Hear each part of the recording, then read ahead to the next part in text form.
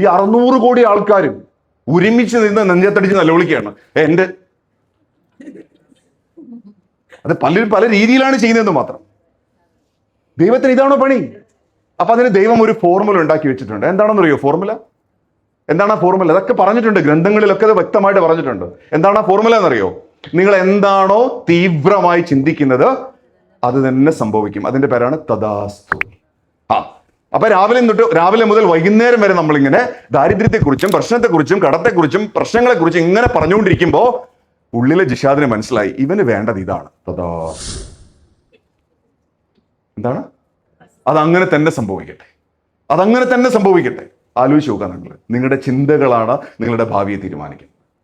സമ്പത്തിനെ കുറിച്ച് ചിന്തിക്കുമ്പോൾ മാത്രമാണ് സമ്പത്ത് വരുന്നത്. ദാരിദ്ര്യത്തെ കുറിച്ച് ചിന്തിച്ചുകൊണ്ടിരിക്കുന്ന ദാരിദ്ര്യം മാത്രമേ നിങ്ങളുടെ ജീവിതത്തിലേക്ക് വരുള്ളൂ. ഈ ഒരു റിയാലിറ്റി നമ്മൾ മനസ്സിലാക്കണം.